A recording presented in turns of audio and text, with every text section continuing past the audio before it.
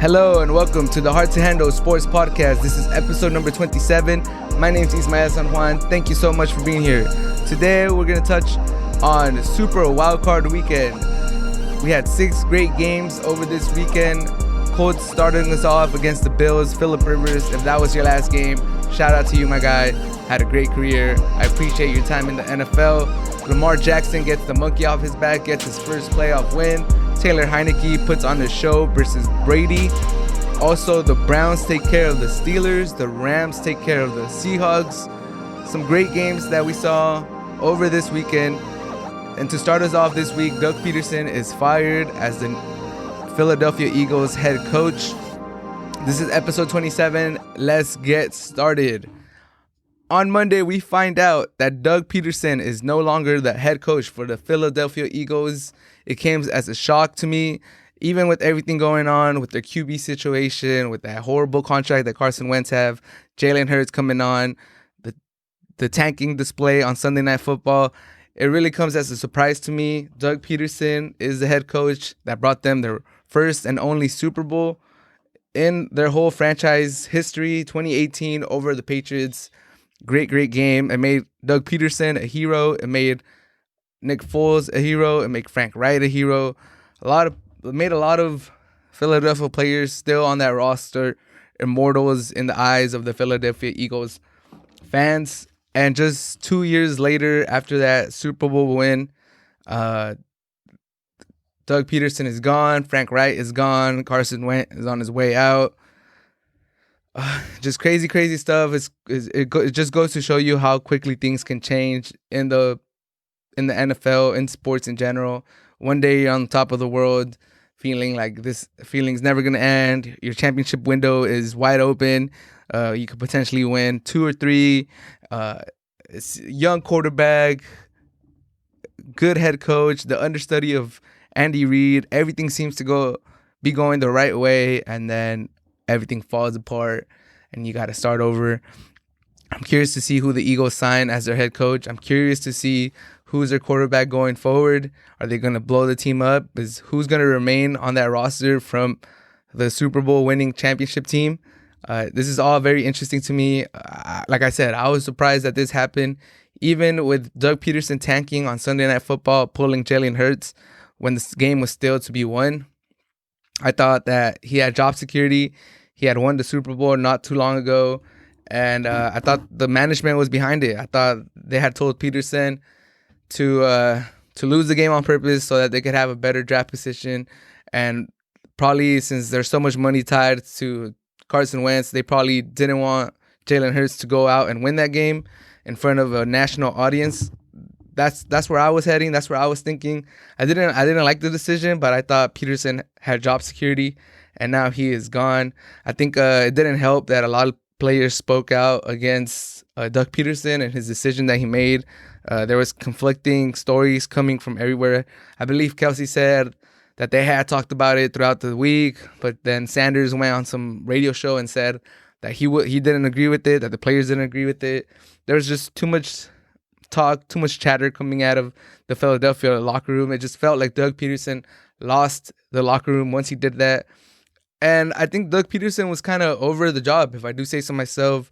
Now, after he's been fired, there's media, there's people coming out with reports saying that Doug Peterson, it kind of seems like with the quotes he said that he feels relieved, that it just seems that maybe this job had become too much for him. I know Philly has very, very passionate fans. Passionate is a nice way to say it. They could be rough. They could get to you. They could get under your skin. So maybe Doug Peterson just had enough. I don't know how old he is. So I'm pretty sure he will be looking for another coaching job. And if not, then he won his Super Bowl. He's a hero in Philadelphia. Once all of this settles down and people start to remember Peterson for his time in Philadelphia, I think they'll look back and just remember that he's the one that brought them the Super Bowl. He's the one that gave Philadelphia their first championship in a long time. But there is some people out there saying that the real genius behind their Super Bowl run was Frank Wright. They're saying he was the one that ran that offense. He's the one that was making those gutsy fourth down decisions, going for it on 2 points, And if you see the Colts play, he has brought a lot of that mentality with him to the Colts, going for it on fourth down, going for 2 points. Whether it's always the right call, that everybody can make their own assessments and be the judge of that. But there is people that say that Frank Reich was the main man behind the Eagles winning that Super Bowl. And there's people talking about maybe Peterson goes to the Colts with Carson Wentz, and they all reunite with the Colts and make another run next year. I don't know. I think Peterson, with the pedigree that he has, he won't go back to being offensive coordinator or any type of coordinator. I think he's still head coaching material, and some team will sign him. They're talking about maybe the Jets will get him. I don't know. I still somewhat believe in Peterson. I don't think it was all his fault in Philadelphia. There was a lot of injuries. That line wasn't holding up. Carson Wentz had regression. So we'll see where he ends up. But still, for me, it's shocking news that the Eagles let go of Peterson. Like I said, he just won them the Super Bowl in 2018. 3 years later, now in 2021, he is gone. Before the 3-year mark of that Super Bowl win, he's gone. Just goes to show how quickly things change in the NFL. The first game of Super Wildcard weekend, Colts versus Bills. Bills beat the Colts 24-27 is the final score. It was a great game. Josh Allen, my man, what a show, what a performance. He put that team on his back. The Buffalo Bills seem to be overly reliant on Josh Allen, but Josh Allen seems to have big enough shoulders to put all the weight of that team behind him. He scored two touchdowns through the air, another one running. He was just dominant. They unleashed him. Over the season, they hadn't really ran Josh Allen as much. I guess they were taking care of his body, trying to make him survive the whole season plus the postseason. But he had a lot of design runs, and he was finishing those runs. He was putting his shoulder down. He was trucking people. It's amazing to me seeing Josh Allen play week in and week out, and just having no regards for his body, just throwing it everywhere, throwing his weight around, punishing people. He looks like a running back sometimes, the way he finishes runs. Really impressive stuff by Josh Allen. But we had a crazy finish in that game. Colts are down 3. They're trying to drive. Phillip Rivers has no timeouts. They're going down the field, and I believe it's number 14, Pascal. He catches the ball. He tries to get up. They punch it. They rule it down by contact. Then it goes to review, and the replay showed that he was already up before he got touched. So I thought they were gonna flip it. They were gonna make it a fumble. The game was gonna be over. And to everyone's surprise, I was on Twitter at the time awaiting the result, and everybody was saying that's a fumble game. And then the referee comes back into the field and says that the call stands. The player was touched down. That was crazy. That would have been a whole nother situation. I know all of Bills Mafia, if you're listening to this, I know you guys were going to go crazy. If you guys would have lost that game, if that call would have cost you the game, that would have, I don't even want to imagine the cry, the outcry after that game. Waiting so many years to get a playoff win, and it gets snatched away from you because of a replay review that doesn't go your way, that probably should have gone your way. But other than that, the Bills are very reliant on Josh Allen. Like I said, he had a monster game. He was their leading rusher. He was their leading thrower, obviously. And I think that the Bills better find a running game before they play the Ravens. They better be balanced. They better be able to sustain drives, because the Ravens are coming, man. The Ravens are hot. They're one of the hottest teams in the NFL right now. Lamar Jackson got that monkey off his back, and they're coming. So this is going to be a very good game.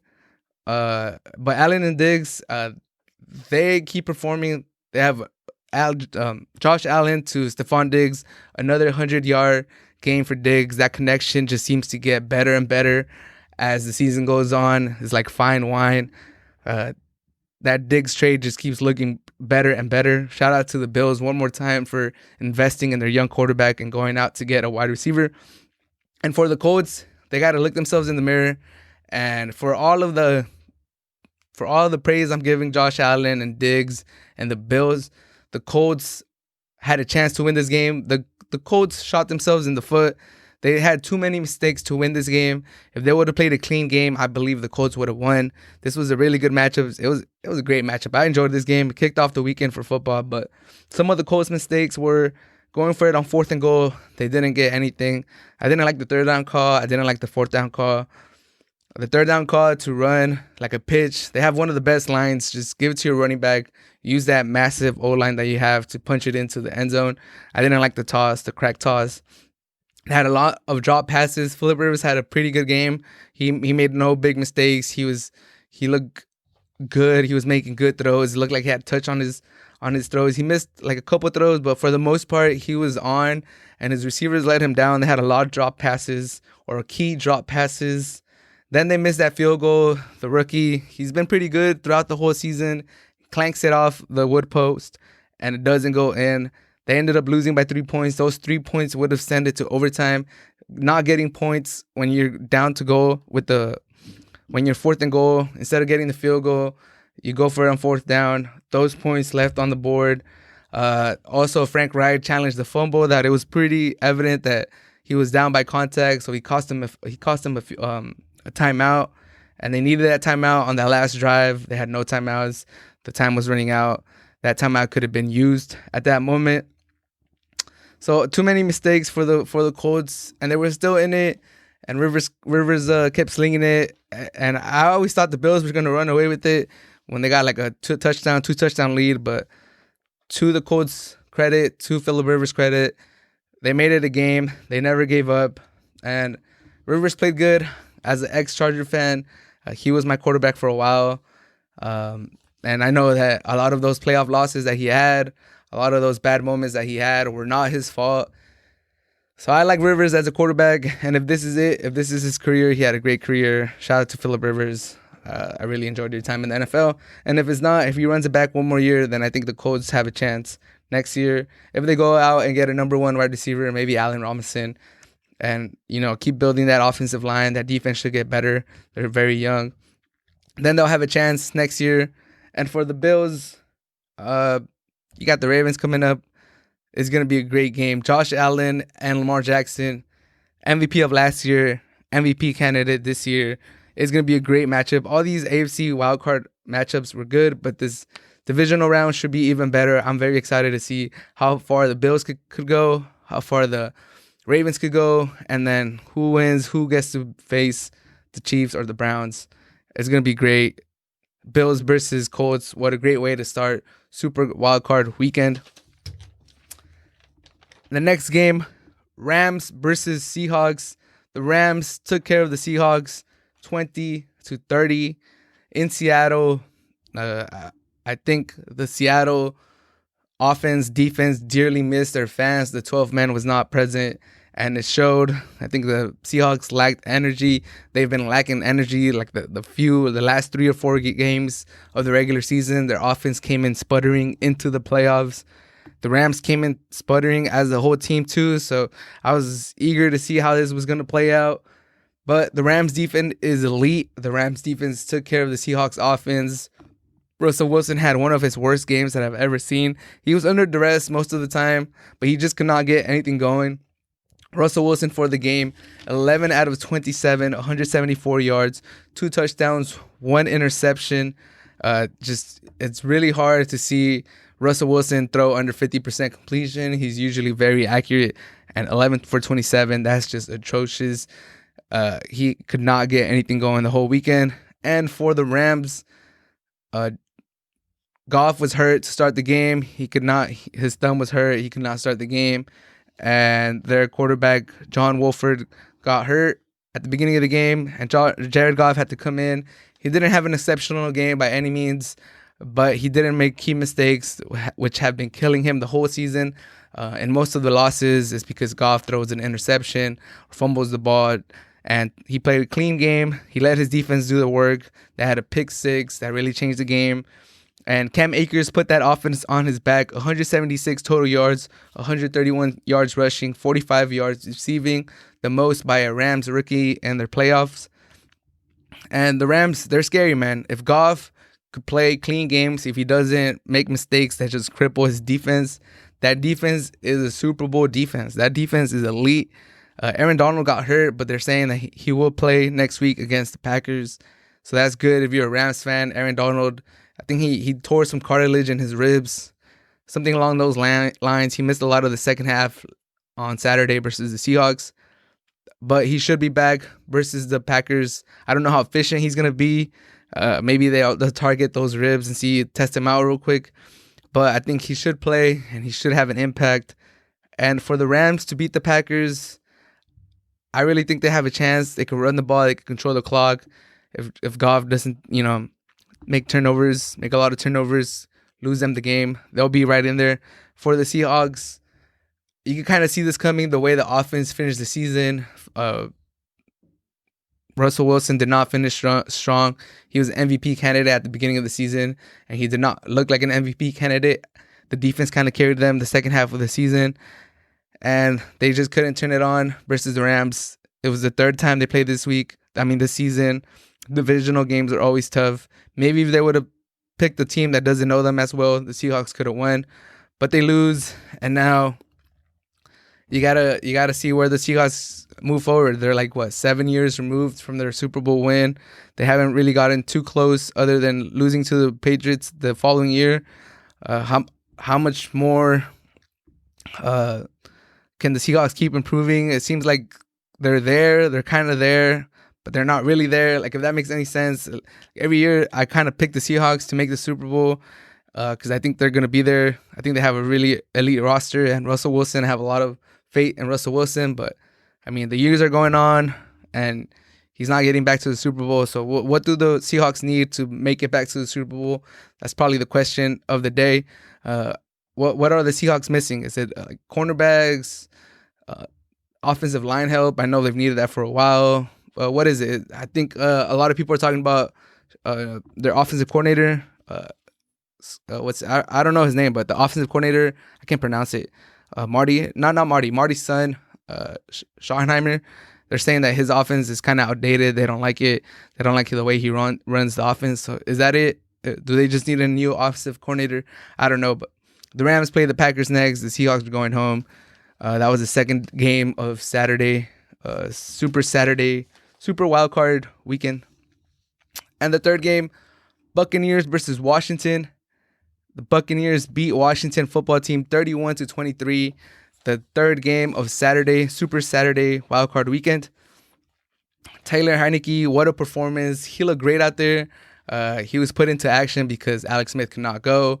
Dwayne Haskins could not go. He got released. So now it's up to Taylor Heinicke to put on the show, to put the team on his back. Washington football team that came in at 7-9, playing the Buccaneers, who were 11-5. And Taylor Heinicke, he was running. He was dropping dimes. He looked like the moment wasn't too big for him. I was really excited to see if he could beat the Buccaneers. That would have been crazy. That would have broke the internet. Little Taylor Heinicke, who hadn't really played. I think he had 2 starts before this game, his whole career. And he put on a show, man. He was doing it all. He got hurt. He came back. And he was still dropping dimes. It was just a really good game. I think a lot of people expected this game to not be close. Or if it was close, it was going to be because the Washington defense was going to, put points on the board, cause turnovers, maybe a pick six, maybe a fumble return for a touchdown. Maybe a special teams gets some good returns. But no, for the most part, defense played. They didn't play as good as most people predicted. A lot of people thought they were going to show up. They were going to sack Brady. They were going to get to him. They were going to rattle him. He had a clean pocket most of the game. Those bookend pass rushers that they have weren't really getting to him. And Taylor Heinicke was just taking Washington down the field, going blow for blow with Brady. So it was a great game. I really enjoyed it. Washington is now out. They got to really assess their QB situation. Do they want to keep going with Alex Smith? Dwayne Haskins' era is gone. He got cut. So they don't really have a young quarterback to groom. Is Taylor Heinicke the answer? He's 27 years old. I don't think so. I think this was just a really good game by him. And you got to give him credit for showing up. Probably didn't get that many first team reps the whole season. Being put in this situation and shining and balling out, that deserves a lot of praise. I tip my hat to Taylor Heinicke, but is he the quarterback for the Washington football team going forward? He might be a stopgap quarterback, but I think they should really look at all these quarterbacks that are going to come into the market, maybe Matthew Stafford, maybe draft a young quarterback. I don't think you could just go into next season with Tyler Heinicke as your only quarterback and maybe Alex Smith, or maybe Alex Smith retires and he's the only QB in that QB room as of now. But I believe he is going to be a free agent. If anything, Tyler Heinicke made himself a little bit of money, or a good amount of money. He's going to stick in the NFL now. People are going to have that in their memory. He's at least going to be a backup for a long, long time. Just because you could tell that you could kind of reference this game, and that would be a reference when you think, oh, if I need a backup quarterback that could win us a game, if my QB can't finish the game, you'll think of Taylor Heinicke and you'll be like, all right, I'm going to sign this guy. So he made himself money regardless. Whether it's a starter, I doubt it. But he definitely has a long backup career too. He extended his backup career for years because of this game. So shout out to Tyler Heinicke. What a performance. For the Bucs, Brady looked good. He was connecting with his weapons. He was connecting with Evans. He was connecting with Godwin. He was connecting with Brown. So he looked good. Fournette was running good. That looked like a good signing because the starting running back was out. Fournette almost had 100 yards rushing. He looked strong. He was finishing his runs with a lot of tenacity. So shout out for the Bucs management for bringing Fournette, for bringing Brown. They were both contributors in their first playoff game. Brady looked good. A little concerned about the Bucs defense letting Tyler Heinicke burn them over and over again. They made Tyler Heinicke look like a franchise quarterback. So I'm a little concerned with the Buccaneers defense, seeing as they play Breeze next. So that's going to be another great matchup. Saints versus Buccaneers for the third time this season. Breeze versus Brady, two quarterbacks over the age of 40. I'm very excited to see how that plays out. Will the Saints be able to beat the Buccaneers 3 times in one season? That has never happened in Brady's career. Or is Brady going to get his revenge, get the last laugh, and eliminate the Saints? I'm very excited to see that. Buccaneers defense has to step it up. They can't play as loose as they played this weekend. But I'm very excited. And let me know, who do you think is going to win? Battle of the quarterbacks, 40 years and over for the third time. Do you guys have the Buccaneers? Do you guys have the Saints? And give Tyler Heinicke a shout out because he played amazing. I really enjoyed watching him. And the fourth game, the first game of Sunday was the Ravens versus Titans on Sunday morning. Lamar Jackson finally gets that monkey off his back. He gets his first playoff win. You can kill the narrative. Lamar Jackson can get it done in the playoffs. I'm not going to lie. At the beginning of the game, when he was struggling, when he threw that ugly, ugly interception, that thought hit my head again. I was like, is this going to happen again? The Titans went up 10-0 very quick. Lamar Jackson had that interception, and I was like, oh no, here we go again. Lamar Jackson is not going to show up in the playoffs. I could already tell all the hate he's going to get. People are just going to bury this man even more if he doesn't get it done. And I was very happy to see him turn it around and have a great game. He finished with 179 yards passing, another 136 rushing. He was basically the Ravens offense. He ignited them with that 49-yard run before the half, or when they were still down, tied up the game 10-10. Lamar Jackson, amazing run. You could just, the acceleration he had on that run, it was just a thing to see. It was beautiful. I'm very happy for Lamar Jackson. I thought the hate that he got was unwarranted. I've seen him improve from his rookie year to now. The Chargers, they played them his first postseason run when he was rookie. That was a very talented team, very stacked team. 13-3, I believe. 12-4, I believe. They were one of the better wild card teams in recent history. So that was a tough ask. He didn't really have weapons. It was just a running team. Last year, the Titans were going berserk at the time. Derrick Henry was going crazy. They couldn't stop him. And now this year, they got their revenge. They held Derrick Henry almost the whole game. He could get nothing going in the run game. That it was night and day comparison from the Ravens last year to the Ravens this year. Last year, the Ravens got destroyed. I remember Derrick Henry was stiff-arming everybody, had Thomas looking like a mediocre safety, spun him around. It was just crazy stuff. Last year, they could not stop Derrick Henry to save their lives. But this year, Derrick Henry had 18 rushes for 40 yards. Just completely took care of the offense, of the line of scrimmage on offense and on defense. Ravens dominated the game. Lamar Jackson had more passing yards than the Titans offense. He had more rushing yards than the Titans offense. Honestly, I'm surprised the score was this close. The Titans could not really get anything going after their first quarter when they took that 10-0 lead. And after that, it was all Ravens. Titans had a chance at the end. They had like a 4th and 2 that Brable decided to punt. A lot of people are criticizing him for that. But the Titans offense had nothing going the whole game, so I don't blame him for trying to punt. Like, that offense was not showing any signs of life. So 4th and 2, it's a long 2. Derrick Henry hadn't ran the ball particularly well the whole game, so I really don't blame him for punting in that situation. It was like I said, the offense had nothing going on, and then Tannehill had a chance to bring him back, down 7 points. He throws an interception. His wide receiver falls down. What can you do? End of game. Peters gets the interception, and after that, the Ravens defense flocks the Titans logo and starts stomping on it. They say that it wasn't disrespect, that it was a sign of unity. But, I mean, we could call it disrespect. We could call it's just part of sports. They talk about the Titans were being disrespectful to the Ravens when they played in the regular season. They were doing some pregame stuff in their logo, so this was just kind of like payback. I have no issue with it. It's fine for me. Ravens and Titans did play the year before, so there's probably a lot of animosity. A lot of the same players that played last year that got eliminated. Titans probably told them, like, goodbye, go home.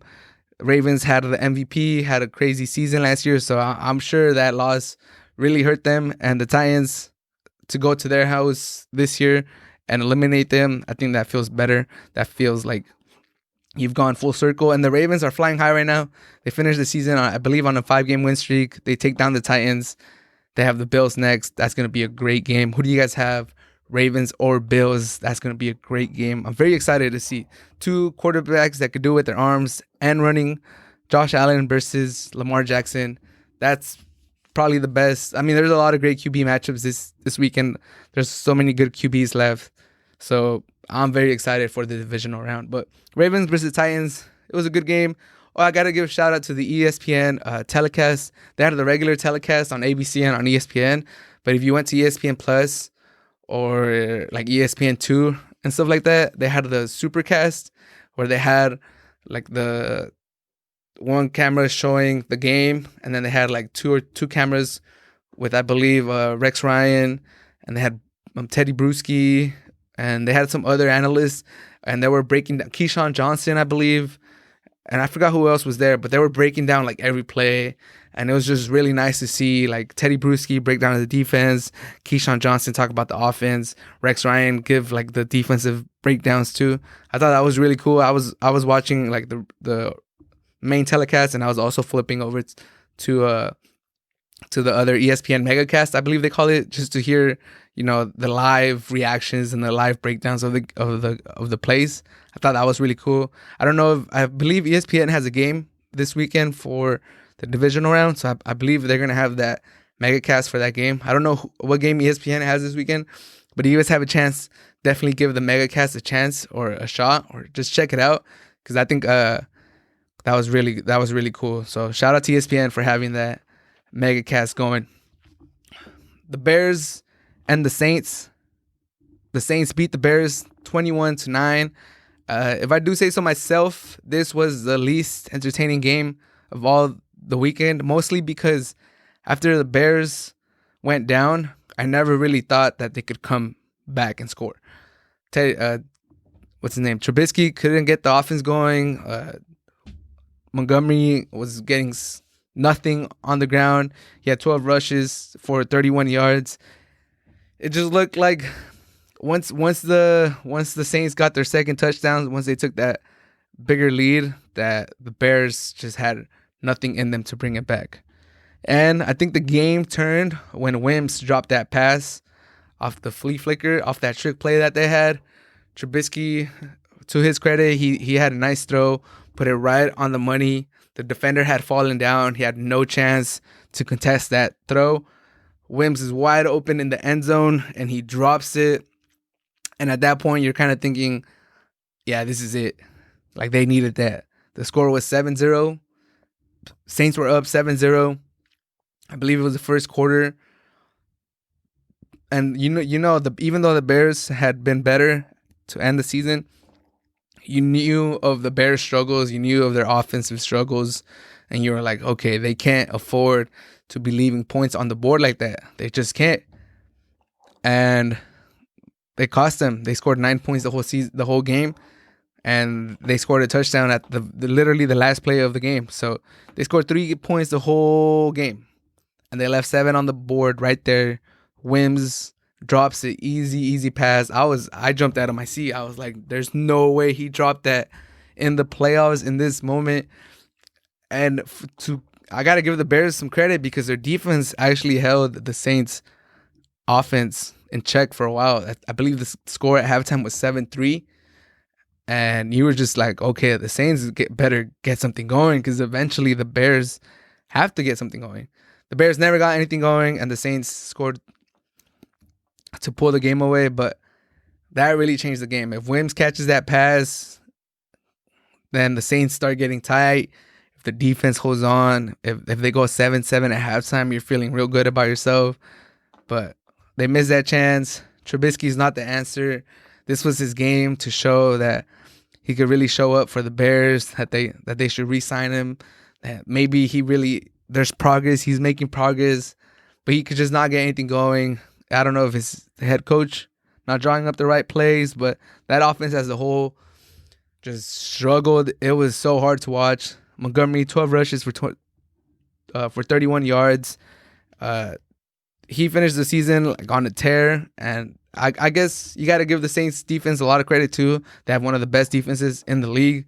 So it's not all Bears. You got to give the Saints credit for showing up, for stopping them on both ends. But I really expected more from the Bears, either on the running game or Trubisky. I thought Trubisky might have a chance to do something.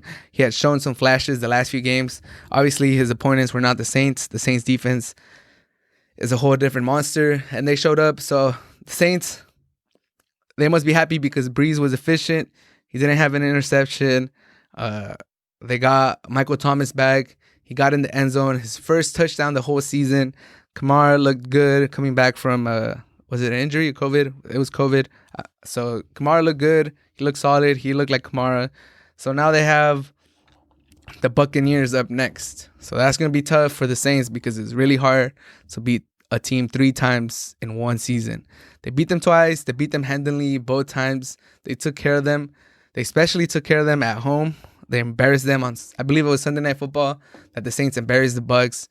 And I know Brady was mad after that, and I know he wanted to get revenge. And now they meet in the playoffs. And that's probably the game I'm most excited about next week. A lot of good games. Browns, Chiefs, Ravens, Bills, Saints, Buccaneers. Who's the other one? Bills versus Ravens. Which game am I missing? Rams. Oh, Rams versus Packers. That's probably the least one just because of Goff. But Saints versus Buccaneers. Breeze versus Brady. Like I said, 2 quarterbacks over 40 years old. I know Brady's coming for revenge. Are the Buccaneers going to show up this time? Very excited to see that one. But Bears versus Saints, for my take, probably the worst game this Super Wildcard weekend. Still a decent game, but if Wims catches that pass, I believe we have a better game. I believe it's more entertaining. I believe the Bears' offense kind of opens up after that. But it didn't happen. He dropped it as the end of story. And the Saints move on. Bears go home. And I think they should move on from Trubisky. Question about his coach. I believe he's going to keep his job. He saved his job the last month of the season.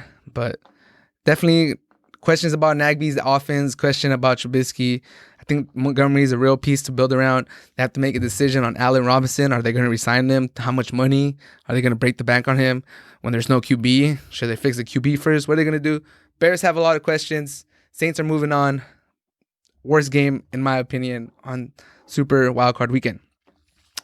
And to finish Super Wildcard Weekend, Browns versus Steelers played on Sunday Night Football.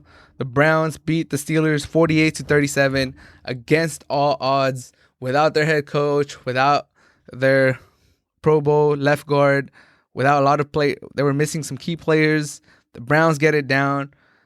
The Browns show up. The Browns shut up the Steelers. They shut up Juju.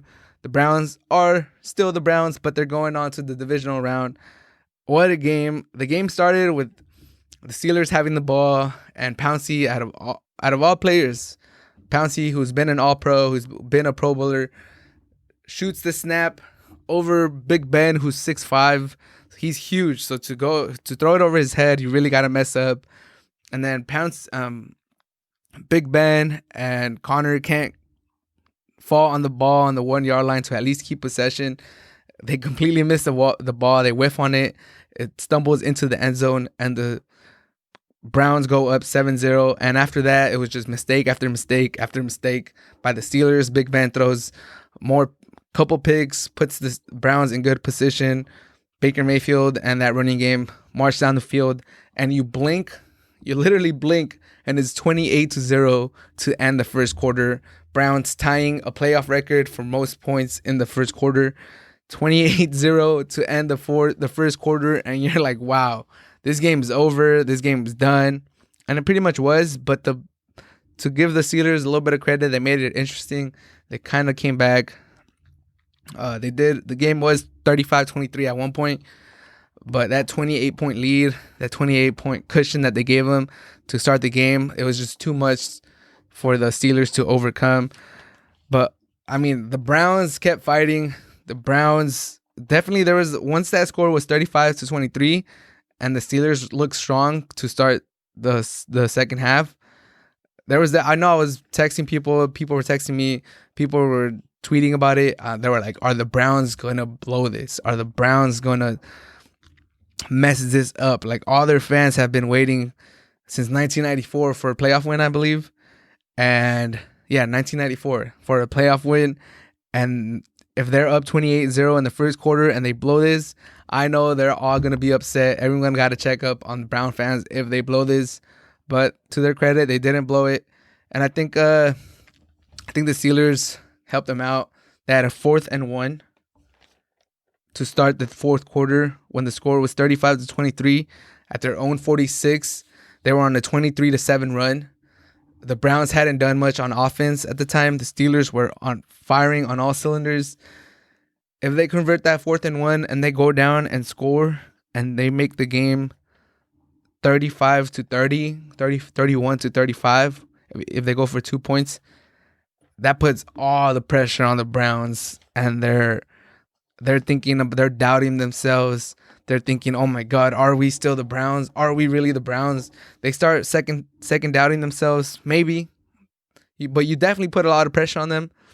And Tomlin decides to punt on 4th and 1. Ball goes into the end zone. Browns they don't get pinned. They get the ball at the 25. 6 plays later, the Browns score a touchdown, take a 19-point lead, and the game was over at that point. Would you guys have gone for it on 4th and 1, or would you guys have punted? That's another question. Because Tomlin's getting some backlash. People are saying, how can you punt? And all the analytics said to go for it. I was very upset when they didn't go for it. I would have gone for it. Like I said, the offense looked like they were firing on all cylinders at that point, and they decided to punt the ball. To Tomlin's credit, he did say that they had stopped the Browns the last 2 times they had the ball, so that was his reasoning behind it. They're like, all right, if we stopped them 2 times in a row, who's to say we don't stop them 3 times in a row? But it's 4th and 1, man. I could kind of see it because they don't have a run game. They couldn't just give the ball to Connor. They're probably the worst running team in the NFL, I believe. So it was gonna have to be a throw, and Big Ben did have 3 or 4 interceptions at the time already. So maybe that's why you think your defense is what got you to 11, 12 wins in the season. So I kind of see where he comes from, but I would have gone for it on 4th and 1. Hindsight is 2020, but what would you have done? Were you guys watching the game? What were you guys saying during the game? Because myself personally, I was like, dude, you got to go for it on 4th and 1. But the Browns deserve a lot of credit because after the game, Baker Mayfield said he introduced himself to the left guard before the game. They had lost their left guard. They were playing their backup left guard. And I believe they had signed somebody to be the backup left guard for that game. Their new starting left guard, who used to be their backup, got hurt. So they had to go to their second backup, their third string left guard. And he played good. Baker Mayfield gave him credit. He said to their offensive line credit, they had a great game. They kept them upright. So the Browns are the Browns, but they're going forward. Baker Mayfield deserves some credit. 3 quarterbacks from that draft class are all in the AFC Championship, in the AFC Divisional Round. Josh Allen, Lamar Jackson, and Baker Mayfield. So that quarterback class is looking real solid right now. Sam Darnold, we'll see how he does. Josh Rosen, he's done. But that was that draft class, and we'll see how they do. But shout out to the Browns. You finally get that monkey off the back. You go on, you play the Chiefs. I give them a puncher's chance versus the Chiefs just because the Chiefs have not really beaten up on anybody this whole season. We'll see what Chiefs we get. We'll see if they turn it on or if they let teams linger. This Browns defense could create turnovers. Baker Mayfield has played efficient football, and they have Kareem Hunt and they have Nick Chubb. So they'll as long as they're in games and they're able to run Hunt and Chubb, they'll always have a chance. So very excited to see that game too. Divisional round of the NFL should be amazing. But that wraps it up for this episode of the Hard to Handle Sports Podcast. We touched on all the games from Super Wildcard Weekend. Which one was your favorite game? Let me know down below. Comment down below. Email me. Let me know. What do you guys think about Doug Peterson getting fired? You think that was the right move by Philly? Do you think it was time to move on? Who should be the starting quarterback next season? Let me know all of that down below. Thank you so much for listening to the Hard to Handle Sports Podcast. Till next time, have a great rest of your day.